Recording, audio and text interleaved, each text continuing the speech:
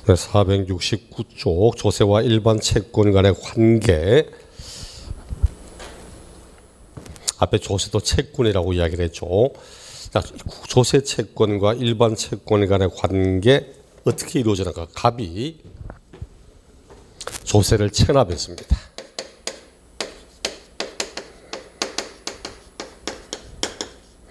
체납한 세금을 받기 위해서 이 사람 재산을 압류하죠. 압류하여서 압류한 재산을 공매 처분을 했습니다. 자, 이제 결과 경락가액이 나왔습니다. 이 금액을 누가 먼저 받아갈 것인가 하는 거죠. 이 금을 누가 먼저 받아갈 것인가? 우리 일반적으로 물권은 무슨 주의?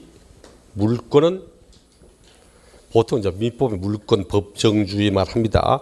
여기서는 그게 아니고 물권은 순위주의입니다. 물권은 순위주의라서 1순위권자가 돈을 먼저 받아가고 그 다음 2순위권자, 3순위권자, 물권은 순위주의입니다. 하지만 채권은 채권자 평등주의입니다. 채권은 채권자가 모두 평등합니다. 내가 먼저 돈을 빌려주었다고 먼저 받아가고 내 금액이 많다고 먼저 받아가고 이런 건 없어. 채권자는 모두 평등합니다. 하지만 조세 채권은 이 조세 말고 다른 채권도 있다. 다른 일반적인 채권도 있다. 이럴 때 우리 법은 세금과 세금 아닌 채권을 할 때 누가 먼저 받아갈 건가 하는 거지. 당연히 조세가 우선합니다. 왜? 조세는 공공성이 있고 공익성이 있기 때문에 줄을 세워놓고 똑같이 받아가라 갈라가라 이래 말하지는 않습니다. 이를 조세 우선권 이렇게 합니다. 원칙은 조세가 우선하도록 되어 있다. 조세 우선권. 이를 국세에서는 국세 우선권 이렇게 표현하고 있고 지방세에서는 지방세 우선권 이렇게 말합니다. 국세와 지방세가 충돌하고 있다. 누가 먼저 받아간다? 국세 이런 거 없습니다. 국세나 지방세는 다 채권 똑같은 조세이기 때문에 그럼 국세와 지방세도 국세보다 먼저 선집행된 지방세가 있다면 지방세가 먼저고 지방세 먼저보다 선압류된 국세가 있다면 국세가 먼저고 이런 거지 국세가 지방세보다 우선하고 이런 건 없습니다. 일단 원칙은 조세가 우선한다. 하지만 시험은 그걸 내는 게 아니지 이거 내는 거지. 예외 조세보다 우선할 수 있는 권리가 있다. 조세보다 우선할 수 있는 권리가 있습니다. 자, 어떤 채권은 세금보다 우선할 수 있을까? 첫째는 이런 게 있어. 첫째는 아무리 세금이 공익성이다, 공공성이다 이래 말해도 나는 이 돈 없으면 당장 굶어 죽습니다. 이 돈 없으면 저 허벌판에 그냥 쫓겨나서 빈벌판에 살아야 됩니다. 생존에 관한 문제가 있어. 사람 인간의 생존이 있는데 그래서 첫째 이런 거. 갑이 사업자인데 이 사람의 사업장에 일하고 있는 종업원들에게 지급하지 않은 체불 임금이 있어. 체불 임금. 임금 채권은 세금보다 우선합니다. 노동자들은 그 받은 임금 가지고 생활을 해야 되는데 일단 세금 다 받고 난 뒤에 네 임금 받아가라. 이래 말하면 굶어 죽으라는 얘기잖아. 그래서 임금 채권. 그것도 최종 3개월치 임금 채권 먼저 줍니다. 퇴직임금 이런 것도 우선 다 줍니다. 걔가 세금보다 우선합니다. 또 갑의 집이 지금 넘어갔는데 이 집에 전세 살고 있는 사람이 있다. 대부분 사람들은 전세권 설정하거나 확정일자 받거나 이래 합니다. 근데 그렇게 하자는 분도 굉장히 많아요. 보통 집값이 아파트 전세 들어갈 때 전세금이 3억이다, 4억이다. 대부분 전세권 설정합니다. 근데 설정 등기도 안 하고 확정일자도 안 받고 이런 분 대부분 경제수로자 하층분들이 그런 참 많아. 응? 판잣집에 들어가면서 보증금 한 6, 700만 원에 월세 한 3, 40만 내고 그러면 거의 안 합니다. 안 하는 게 아니고 그런 법이 있다는 사실 자체도 잘 몰라요. 뭘 해야 되는지 모르는 거야. 제가 볼 때는 대한민국 자체가 그러면 행정 서비스 너무 안 돼. 누가 전입신고 들어오잖아. 들어오면 혹시 전세권 설정 등기 하셨냐고. 안 했는데요. 확정일자 받으셨냐고. 그게 뭡니까 하면 확정일자 받으시면 다음에 전세 금액이 보호가 되기 때문에 확정일자 받으시면 됩니다. 그 말 한마디만 해주면 돼요. 그럼 나중에 전세 계약서만 들고 가도 받아주거든. 근데 그 말 자체를 안 해주는 거야. 나중에 그 집 잘못되면 이 양반 돈 못 받고 그냥 죽긴 하거든. 그래서 우리 법은 전세금 등에 대한 부동산, 주택, 임대차 보호세 최우선 변제 금액, 상가임차 보호금액, 임대금액 이런 부분들은 보호를 해줍니다. 그런 것들은 세금보다 우선할 수 있습니다. 이런 것처럼 세금보다 우선할 수 있는 여러 가지 권리가 있어. 하지만 시험에 나오는 건 하나밖에 없습니다. 시험에 나오는 것은 아무리 세금이라도 조세의 법정 기일, 조세 법정 기일은 신고납부하는 신고할 때입니다. 신고할 때, 결정할 때 조세 법정 기일 그 이전에 먼저 설정하거나 먼저 확정되어 있는 설정된 전세권, 저당권, 질권, 피담보채, 담보채권이지. 전세권, 저당권, 질권 이런 것들은 조세보다 우선합니다.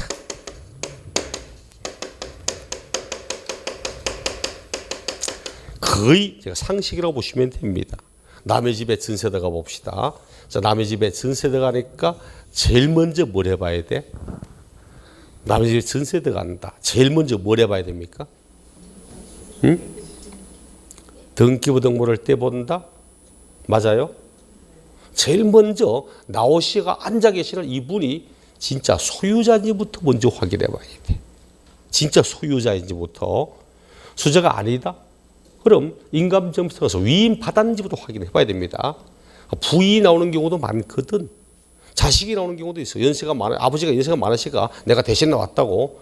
근데 그렇게 팔아먹고 나중에 오니까 소유자가 아닌데 우리 아들이, 선생님 아들이, 나는 아들한테 그래 하라고 말한 적이 없는데, 이런 것도 허다합니다. 실제로 진짜 허다합니다. 돈이라는 건 당사자하고 확실하게 해야 됩니다. 그래 말한 저도 그래가 떼인 적이 꽤 많아. 나하고 굉장히 친한 친구야. 굉장히 친한 친구인데 그 집사람하고도 자주 같이 앉아가지고 뭐 4명이서 같이 술 먹는 참 몇 년 동안 그렇게 했어. 한 번 그 집사람이 찾아와서 개별적으로 전화 와서 중요한 일인데 좀 연락을 좀 만나자고 만났습니다. 그래서 애들 아빠는 모르는 이야기인데 본인이 뭐 주식하다가 돈 날려가지고 어쩌고 하면서 한 500만 원만 빌려 달라고. 혹시 몇 년을 포치고 그걸 할 수 없지. 알겠다고 좋습니다. 그러고 나중에 오니까 연락이 안 돼. 실제 이야기입니다. 이미 다 그 이혼한 뒤에 외국으로 날라붙더라고. 그 나만 그런 게 아니고 그 친구의 나하고 같은 동기들 친구들이 여러 명 다 전해가지고 결국은 뭐 1억 얼마인가를 빌려가지고 다 날라붙더라고. 이 친구한테 말을 못 하잖아. 뒤에 가서 다른 이야기 나와서 말해도 이 친구도 할 말이 없는 거야. 사이가 안 좋은 관계에서 뭐 이혼 이야기 나오는데 자기는 그런 몰랐답니다. 의미가 없는 거야. 그 네가 책임지라 이 말을 차마 말. 그럼 누군가도 이야기했답니다. 야, 그 누구도 이혼하기 전에 빌린 건 이것도 돈이 없는 거야. 그거 못 받고 있습니다. 실제로 부동산 사기 굉장히 많습니다. 주인이 아닌 사람이 나와가지고 하는 경우도 굉장히 많아. 그 다음에 두 번째는 이제 등기부를 떼봅니다. 등기부를 떼보고 제일 먼저 니께 맞는지부터, 니께 맞는지는 등기부 갑구를 통해서 확인합니다. 갑구는 소유권 관련 내용을 갑구에 합니다. 그 다음 두 번째 얼굴을 봐. 얼굴은 소유권 아닌 권리관계를 기재합니다. 얼굴 안에 보니까 설정된 게 하나도 없네. 그래서 내가 1번 전세권 설정했습니다. 그리고는 마음이 놓이잖아. 어쨌든 이거는 물건 이야기니까 내가 1순위권자니까 혹시 잘못해도 내 돈부터 받아갈 거다 생각을 했는데 2번 조세가 압류 들어왔습니다.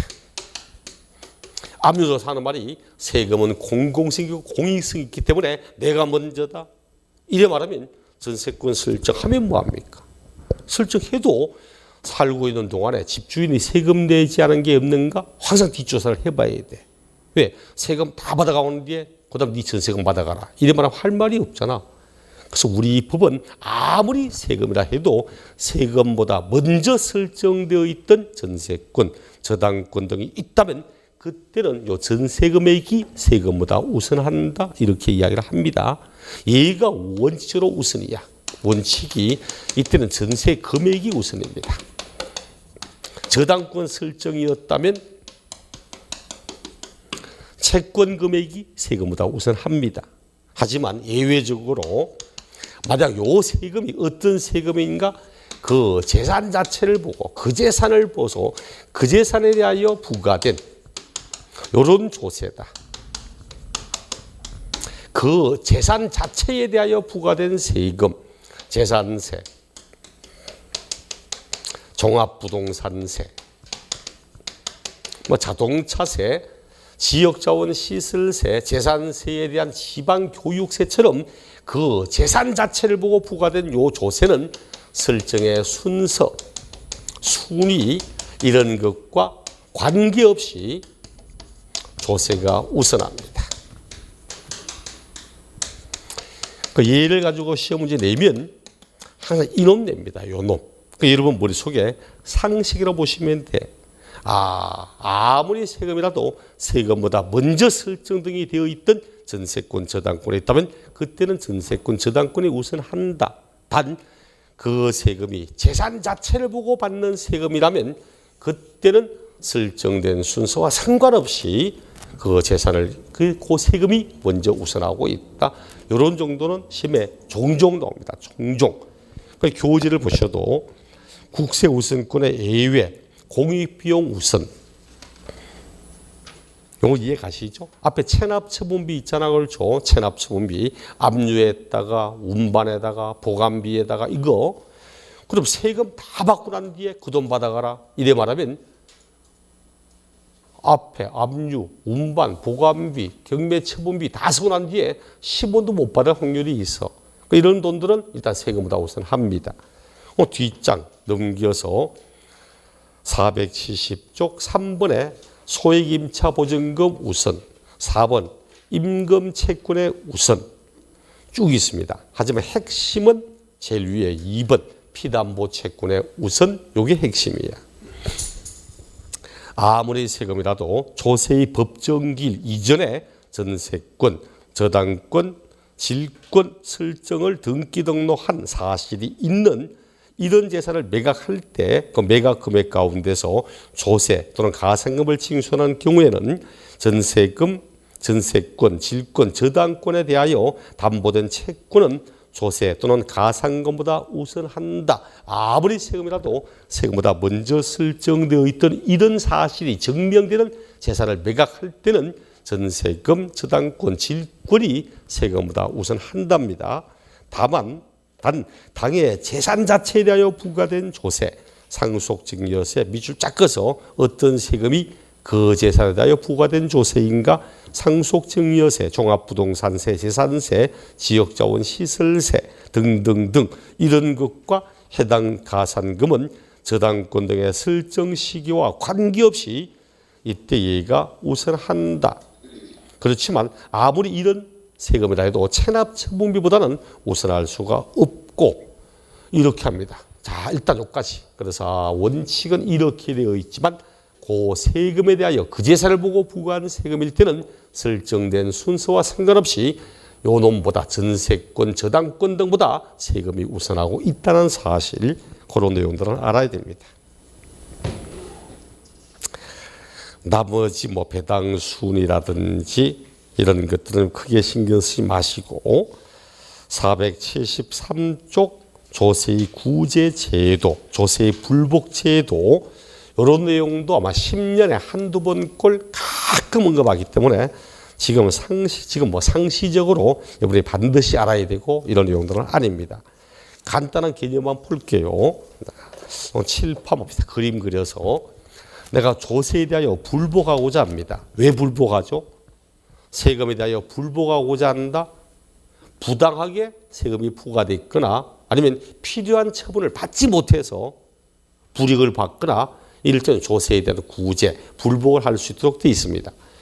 그럼 청구 조세 불복에 대한 불복인 불복 청구인이 있습니다. 제일 먼저 할 수 있는 게 뭘까? 제일 먼저 할 수 있는 것이 이의신청입니다. 이의신청. 이의신청을 할 수 있고, 그 다음 심사청구를 할 수도 있고, 그 다음 심판청구를 할 수도 있고, 거기에다가 행정소송을 들어갈 수도 있습니다. 행정소송을 들어갈 수도 있어. 그럼 이의신청은 누구에게 하는 것인가? 이의신청은 반드시 처분청에다가 하는 겁니다. 그 조세를 부과한 처분청에 하는 겁니다. 그럼 국세라면 첫째 이의신청은 관할세무소 또는 지방국세청에 합니다. 심사청구는 있죠. 자, 봅시다. 심사청구는 처분청의 상급기관에 하는 겁니다. 여기에 관할세무소 지방국세청이었다면 여기는 국세청장한테 하는 겁니다. 국세청장한테. 어쨌든 이 두 가지는 해당 기관에 하는 거야. 그럼 재산세는 시군구의 세금입니다. 창원시의 세금입니다. 재산세는 이거는 창원시장한테 하는 겁니다. 여기는 어디 하는가? 여기는 경남도지사한테 아니면 행정안전부 장관한테 하는 겁니다. 이렇게도 그나물의 컵밥이거든. 그렇죠? 그나물의 컵밥 맞습니다. 세상에 어느 천지 이의신청을 했다 상급기관에서 그래 잘못됐네 이래 말하면 공무원 사이에 커넥션이 문제가 돼. 구청에 근무하는 사람, 동사무소에 근무하는 사람이 평생 동사무소 근무합니까? 순환 근무합니다. 순환 근무를 해요. 동사무소에 있다가 창원시청 들어가기도 하고 경남도에 가기도 하고 순환 근무합니다. 나도 언제 여기 있을 줄 모르고 여기 하는데 여기 현재 있다고 여기가 잘못됐다 이래 말하면 서로 문제 있어. 공무원 사이는 그들끼리는 잘못된 거 쉬쉬하고 감정이 굉장히 많은데 그래서 이래봐야 아무 의미 없다. 외부 기관에 가면서 심판 청구는 조세 심판원에 갑니다. 조세 심판원이라고. 조세 심판 그래도 조세 심판위원들이 몇 년 이상의 세무직 공무원 한 분 가운데 일부, 그다음 조세에 관한 교수를 하는 분 일부 등등등. 이러다 보니까 결국은 얘들도 그나마의 그 밥이야. 그게 싫으면 행정소송 가면 됩니다. 그런데 이 신청을 했다가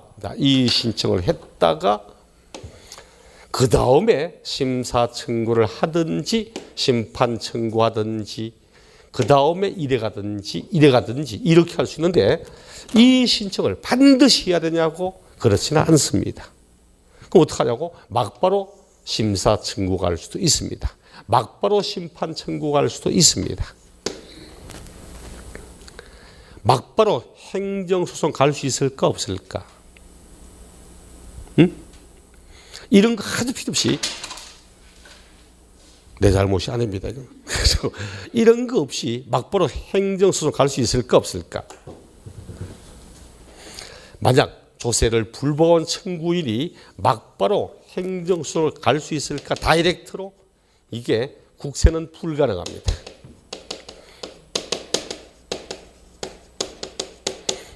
지방세는 가능합니다. 지방세는 가능합니다. 국세는 행정심판 전치주의를 씁니다. 행정심판 전치주의. 여기 뭐냐 하니까 행정소송을 하기 위해서는 반드시 행정기관의 행정적 심판을 먼저 거쳐야 한다. 이게 행정심판 전치주의입니다. 국세 같은 경우는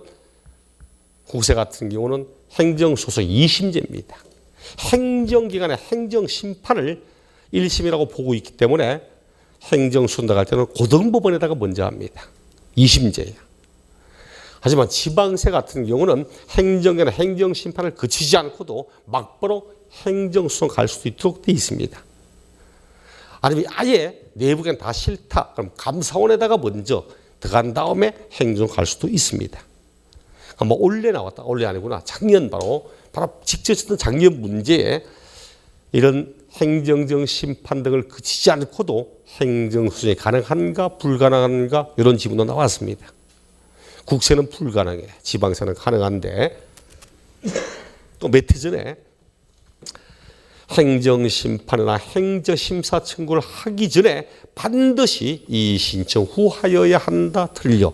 이의신청 한 다음에 할 수도 있고 이의신청 하지 않고 막바로 심사 청구나 심판 청구 할 수 있도록 되어 있습니다. 여기까지 합시다. 그럼 언제까지 하는가? 올 지방세는 올 90일이야. 90일 안에 심사 청구한다. 90일 안에 이의 신청한다. 90일 안에 심사 청구한다. 여기 90일, 여기 90일, 여기 90일, 여기 90일. 신청하면 언제까지 거기에 대하여 결정에 통지해 주는가? 지방세는 올 90일. 뭐 다 이렇게 사용합니다.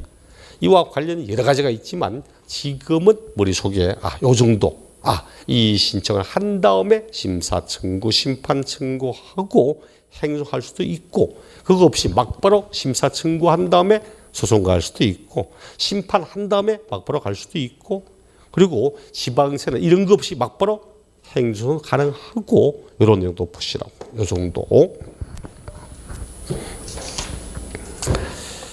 자, 그리고는 486쪽 취득세를 한번 보겠습니다.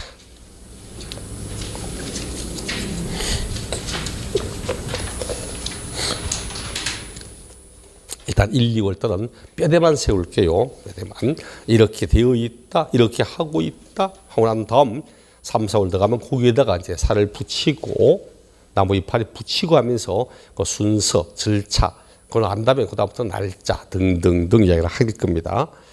486쪽 취득세. 취득세는 부동산의 모든 거래 가장 대중을 첫 출발이잖아요. 그렇죠? 취득한 다음 보유하고 보유한 다음 양도하는 거지. 취득세는 보통 최저선의 문제가 3문제, 많이 나오면 4문제까지도 나오기도 합니다. 앞에 등록면에서는 한 문제, 진짜 등록 많이 나오면 2문제까지 내기도 하지만 보통 등록에서 한 문제쯤 냅니다. 얘는 거의 지방세 가운데 첫 출발로 3개, 4개까지 나오거든. 취득세는 일단 과세 주체가 지방세로서 특광도의 세금입니다. 얘는 특별시, 광역시, 도가 주체가 되는 도세입니다. 광역지자체 세금입니다. 내가 창원시에 아파트를 취득했다. 수원시에 아파트 취득했다. 창원시의 세금, 수원시의 세금 이런 거 아닙니다. 경상남도의 세금, 경기도의 세금입니다. 이런 것이 이런 특광도의 세금. 그렇다고 우리가 경상남도에 도청 가서 세금 내지는 않잖아. 그렇죠?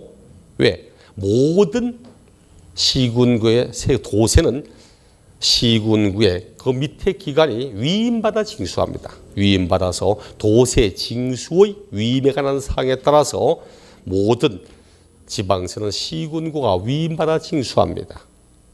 경상남도만 해도 인근 섬들이 많잖아. 그렇죠? 섬들 참 많습니다. 경상남도 했을 때 제일 먼저 딱 떠오르는 섬. 거제도. 또 응? 그 다음에 기억나구나. 그렇죠? 통영 쪽에 가도 많잖아. 그렇죠? 뭐 매물도도 있고 소매물도도 있고 대매물도도 있고 거기서 배 타고 작년 친구들하고 또 뭐 소매물도에 등산 갔다가 그 한 적인데 뭐 배를 타고도 한 3, 40분 더 가야 돼.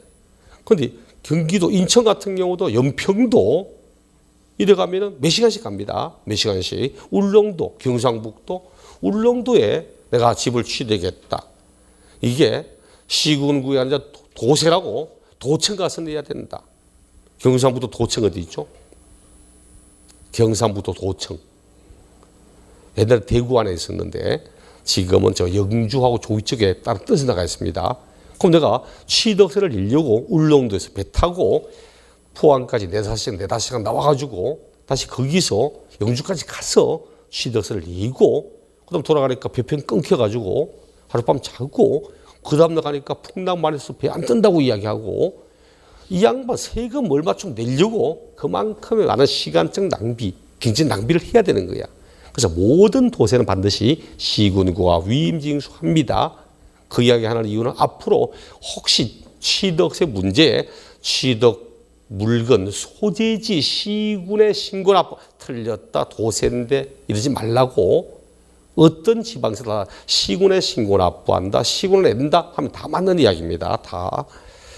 취득세는 특별시군의 도의 세금이야. 그리고 교재도 취득세 특징 및 성격 487쪽의 첫째 도세라고 이야기를 하죠. 두 번째 물세, 시험에 나오는 지방세는 다 물세라고 했습니다.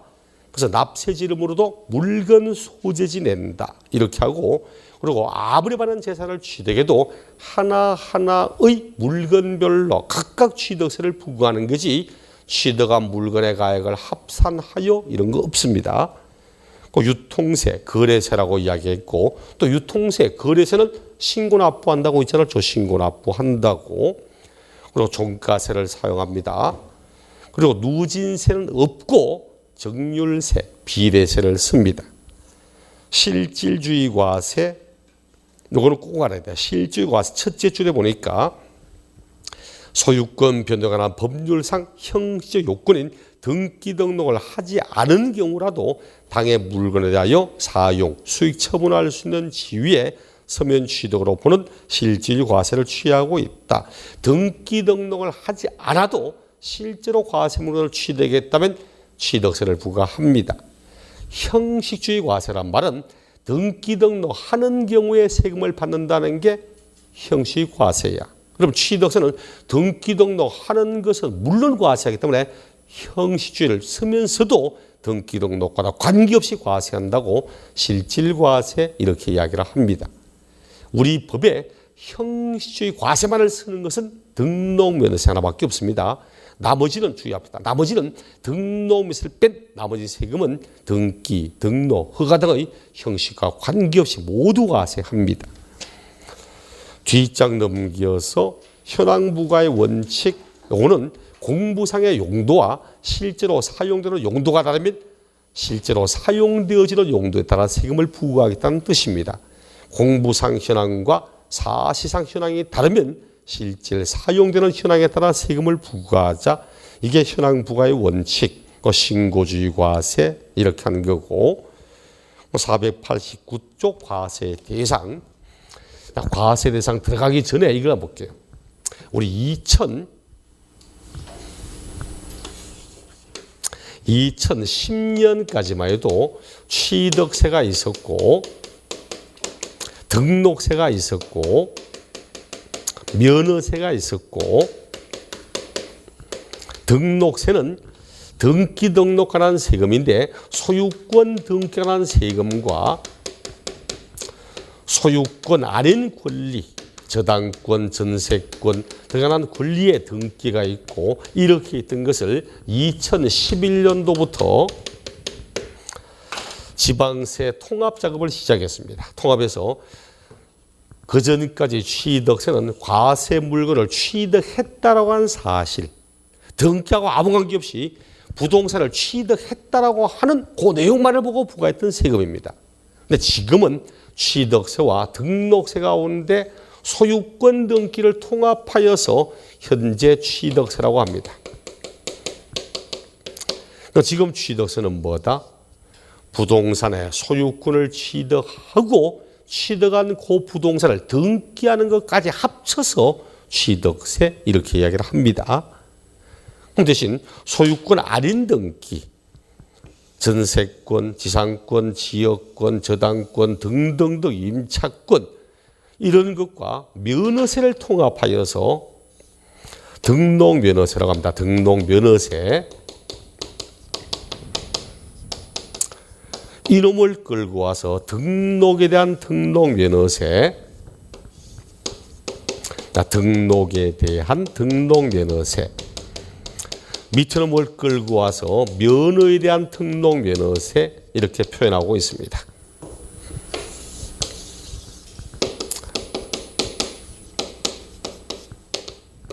시험은 등록에 대한 등록면허세 요놈 됩니다. 면허에 대한 등록면허세 문제 출제하지 않습니다. 면허에 대한 등록면허세는 부동산과 관련이 있을까 없을까? 관련이 있을까 없을까? 있습니다. 면허에 대한 등록면허세는 국가 또는 지자체에서 행정기관으로부터 면허받거나 인가받거나 허가받거나 이때 내는 세금이 면허에 대한 등록면허세입니다. 그럼 내가 건축하고자 하면 제일 먼저 뭘 내야 돼? 건축 허가를 받아야 돼. 허가를 받으려면 면허에 대한 등록세 내야 됩니다. 재건축하거나 정축하거나 공유수면을 매립간척하거나 대수선하거나 이렇게 하면 다 면허에 대한 등록 다 냅니다. 나중에 중개업하고자 하나 중개업 하려면 사무소 오픈하려면 면허 등록세 이거 냅니다. 매년 냅니다. 매년. 이런 것처럼 부동산과 굉장히 밀접한 관계가 있음에도 불구하고 문제되지는 않습니다. 그래서 취득세는 앞으로 취득세는 옛날에 있던 취득세와 그리고 옛날에 있던 등록세 가운데 소유권 등기를 통합하는 것을 의미한다. 다시 말해 취득세는 소유권이 아닌 권리와는 아무 관계 없습니다. 반드시 부동산은 소유권에 관한 내용을 이야기하지 소유권 아닌 권리는 취득세와 관계가 없어.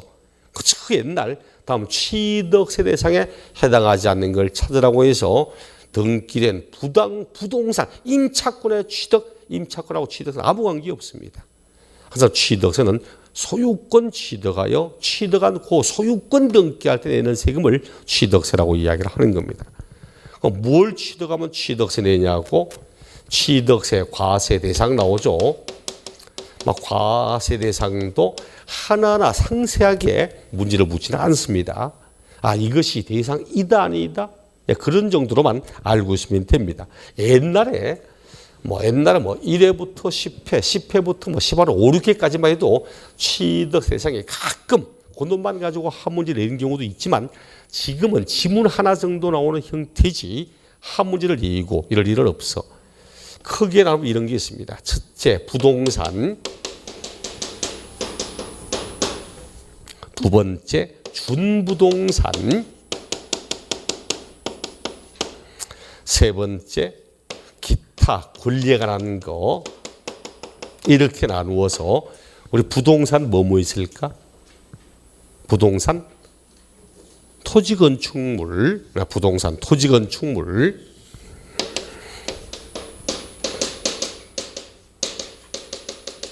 등기, 등록, 허가 등의 형식과 관계없이 과세합니다. 그리고 공부상 용도와 실질 용도가 다르면 실질 사용되는 용도에 따라 부과하는 게 원래 원칙입니다. 준부동산, 부동산에 준해서 판단하겠다고. 준부동산은 이런 개념입니다. 부동산은 아니지만 경제적 가치가 현저하게 높기 때문에 부동산에 준해 판단하겠다는 의미도 있고, 또 하나는 부동산은 아니지만 등기 등록의 형식을 요하는 이런 자산들을 준부동산 이렇게 표현을 합니다. 이 준부동산이라는 개념은 여러분 학개론 시간에 부동산학 개론 시간에 준부동산을 합니다. 원래 법률상에는 준부동산이 말 안 씁니다. 하지만 이제 개론 시간에 준부동산 보니까 지금 문제가 통합되어서 내다 보니까 시험에도 준부동산 이렇게 하기도 하지만 세법상이나 원래 법률상에는 준부동산의 말은 없어 원래는. 어쨌든 준부동산 보니까 이거 차량 등록해야지. 선박, 항공기, 기계장비, 임목 이런 것들이 있습니다. 이를 이제 준부동산 이렇게 표현합니다. 차량도 차량, 선박, 항공기, 기계장비 전부 다 부동산 아니라도 일정 정도의 경제적 가치를 지니는 부분들이고 모두 등기 등록 등의 형식을 요할 수 있는 자산들입니다. 차량이 뭘까? 차량이 뭘까? 차량. 철도는 차량이다 아니다. 철도는 차량이다 아니다. 응? 철도, 지하철 차량이다 아니다. 차량 맞습니다. 철도 차량기지, 지하철 차량기지라고 합니다. 차량이라는 것은 원동기 장치를 통해서 육상을 이동하고 있는 이런 운송뿐만 아니고 궤도, 철도나 지하철 일정한 궤도상을 통해서 승객과 화물선과 운송장치 등을 의미하기도 합니다. 케이블카는 차량이다 아니다. 케이블카는 차량이다 아니다. 케이블카 차량이잖아. 그렇죠? 삭도 등을 통해서 승객과 화물 운송하는 운송장치도 차량입니다. 그렇죠? 근데 이제 이런 것처럼 차량이라는 것은 자동차만을 말하는 게 아니고 이렇게 원동기를 통해서 운송하는 장치와 삭도나 궤도 등을 통하여 승객과 화물 운송하는 제 모든 운송 장치를 모두 차량 이렇게 이야기를 합니다. 그래 옛날에 기출 문제에 차량이라 하면 도로상의 자동차만을 말한다. 틀렸다. 정답. 언제 나왔던 문제일까? 1회 시험 때. 1회 때. 지금은 죽었다 깨어나도 그런 문제 안 나옵니다. 그런 이야기고. 삭도 케이블카. 지지난주에 우리 막내 아들이 와가지고 아빠 같이 놀러 가자고 부산 왔더라고. 그래서 그놈 데리고 송도 해상 케이블카 아들 뭐 둘이서 그것도 돈 좀 더 주고 밑바닥 보이는 걸로 타고 쭉 올라갔다가 내려온 적이 있습니다. 근데 저녁에 갔더만 밑바닥이고 옆바닥이고 어두워서 아무것도 안 보이더라고. 그 기억이 나네. 그렇죠? 그래서 누가 진짜 그전에도 2년 전쯤에 저 어디야 삼천포 해상 케이블카 그거 좋다고 타러 가자고 하더라고. 가는 김에 뭐 회도 먹고 저거 이렇게 따라갔습니다. 딱 가니까 수리 중이라고 운송 안 하고 못하고 기억이 나는데 근데 저기 이런 거야. 선박은 당연히 이름이야 무엇이든 모든 배를 말하는 거고 항공기 사람이 탑승에 조정하는 유인 항공기를 말하고 기계 장비는 이게 옛날에 법 바뀌기 전에는 중장비라고 불렀어. 중장비. 근데 그전에 건설기라고 불렀어. 근데 건설기가다 보니까 좀 문제가 생기거든. 지금은 기계 장비에서 건설에 사용하는 건설기계는 물론이고 공항이나 부두에 사용 하용용 장비, 광산에 사용하는 광산용 장비 다 합쳐서 기계 장비 말합니다. 단 주의할 것은 과거에 딱 한 번 나왔던 건데 요 네 가지는 원시 취득은 과세 안 합니다. 요 네 가지는 원시 취득은 과세 안 해.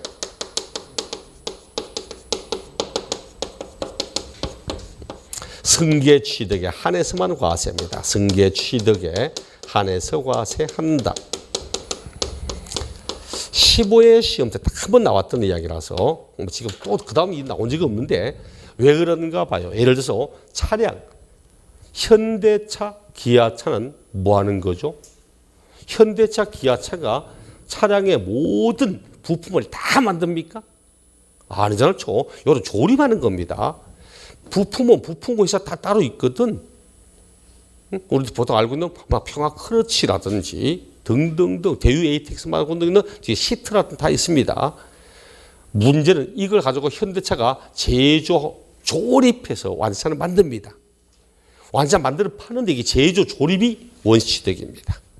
차량이라든지 항공기, 기계 장비는 원시취득은 제조 조립하는 거고 선박은 주문을 받아 건조한다고 이야기를 합니다. 자, 현대차가 차량을 제조, 조립해서 완산을 만들었다. 이걸 원시취득이라고 과거에 세금 받았습니다. 문제는 어떻게 돼요? 세금 받았잖아. 받으니까 현대차가 이를 소비자한테 차량을 판매하면서 자기들이 낸 취득세를 차량 가격에다 엎어버리는 거야. 소비자는 이 차량의 적정 가격이 얼마인지 알 수 없습니다. 제조 원가가 얼마인지, 적정 이윤이 얼마인지. 이 경영상 비밀이라고 말 안 해주거든. 그냥 2,800만 원이면 2,800 사야 되고 3,600, 3,000 사야 되는 거야. 결국 그 안에 자동차에서 낸 취득세가 다 포함되어 있더라는 거야. 그럼 개인은 자동차에서 낸 취득세를 개인이 떠안았고 그 포함된 이 금액을 바탕으로 취득세 내는 거야 또. 그럼 결국은 취득세에 대한 취득세를 내는 거야. 그러니까 이중 삼적으로 모두 소비자 부담으로 들어가고 있기 때문에 지금은 소비자에 대한 그런 경제 부담을 들어주기 위해서 원시 취득은 과세 안 합니다. 승계 취득만 과세하는 거지. 요거 15회 시험 때 딱 한 번 요 네 가지는 원시 취득만 과세한다. 이건 공부 안 해도 안다. 틀렸다. 정답이었습니다.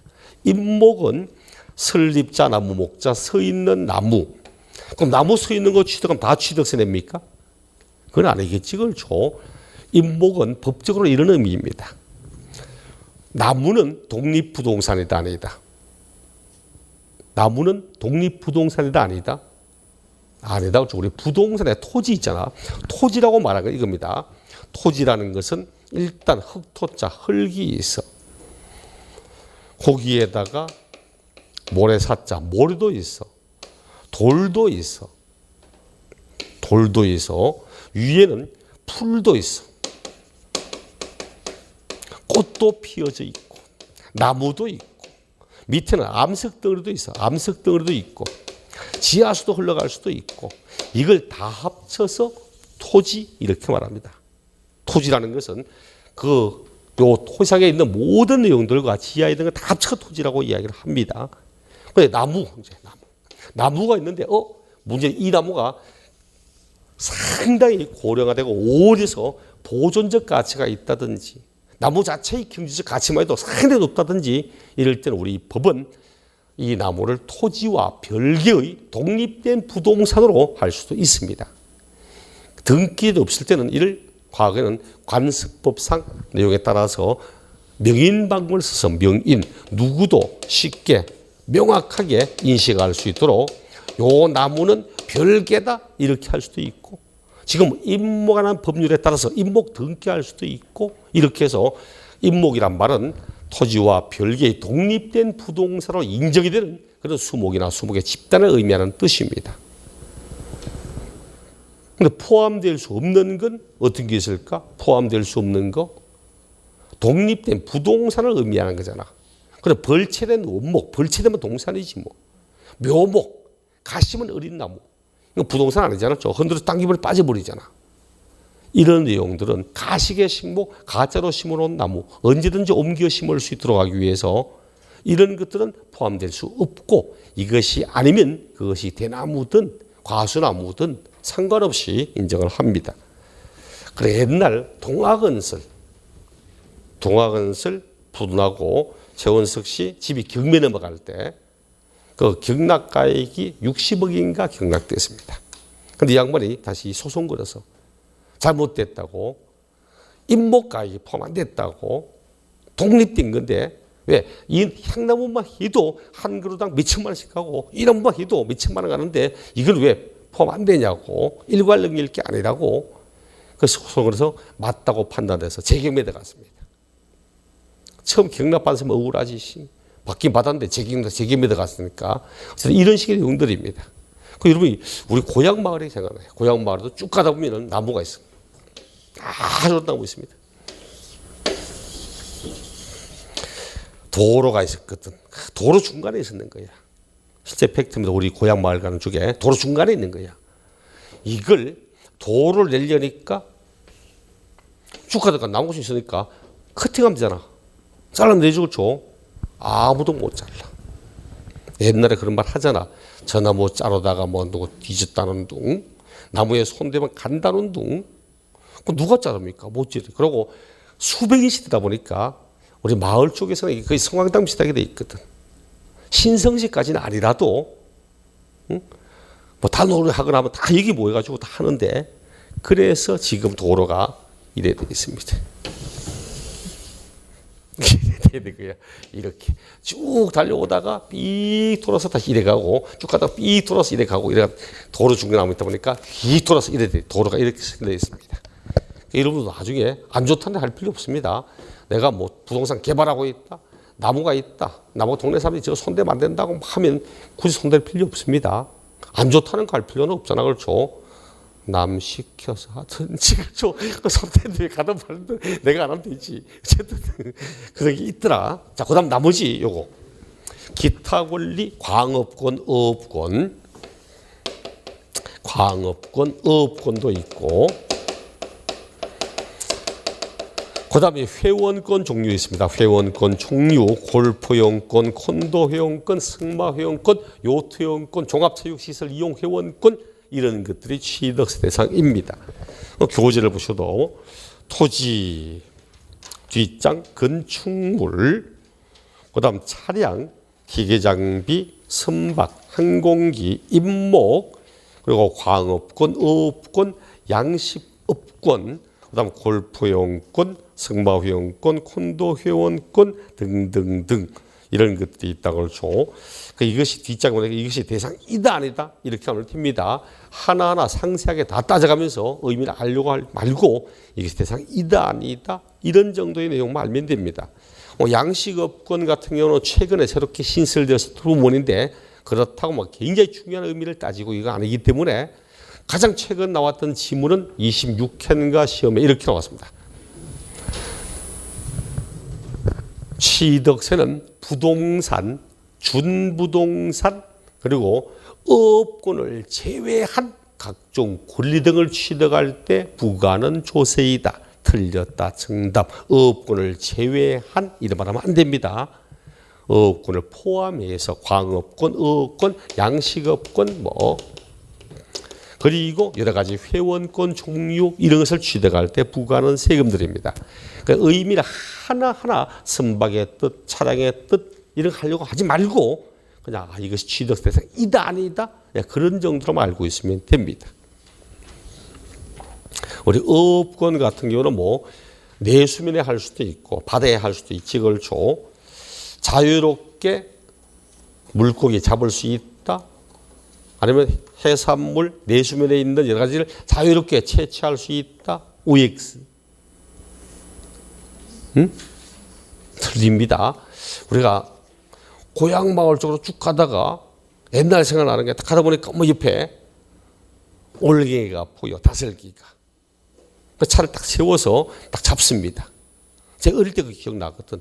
초등학교 때 막 이제 여름에 친구랑 놀러 간다고 하면 어머니가 주전자를 줬습니다. 놀다가 다시 담아오라고. 그럼 막 담아가지고 하면 다시 집에서 삶아가지고 다시 국 끓여 먹고 했거든. 그 생각 나서 딱 보니까 보이기에 막 잡고 있는데 누가 등을 탁탁 치는 거야. 선생님 뭐 하십니까? 깜짝 놀랐습니다. 선생님이 어떻게 알았을까? 그냥 하는 말인데 잡고 있다고 왜 잡습니까? 하니까 아이고 옛날 생각도 나고 보이기에 추억 삼아서 몇 마리 잡았다. 아이고 그러시냐고. 고향이 이쪽입니까? 예. 아이고 재밌게 놀다 가시라 합니다. 탁탁 선생님 뭐 하십니까? 부모 모르나? 5개 잡고 있지. 왜 잡습니까? 왜는 먹고 살기 힘들어서 이거라도 팔아서 먹고 살려고 지가 먼저 잡혀갑니다. 상업적 목적으로 채취를 하려면 반드시 허가를 받아야 됩니다. 레저는 괜찮아요. 바다낚시, 방파제 레저, 바다낚시하고 있다? 괜찮습니다. 그런데 음악을 가지고 간다? 그건 불법입니다. 그래서 상업적 목적으로 채취하려면 허가를 받아야 돼. 이런 것처럼 어업권도 그렇습니다. 어업권 자체가. 그 강가에 가서 투망 던진다? 그건 불법입니다. 투망을 던지는 순간 이게 상업적 목적이야. 낚시는 괜찮은데 그래서 이런 것처럼 취득세는 이렇습니다. 무엇이 대상인지 아닌지 알면 됩니다. 잠시 후에 우리 494조 취득의 개념, 취득의 범위, 어떠한 취득에 대하여 취득세를 부과하는지 이런 내용부터 내용을 보도록 하겠습니다.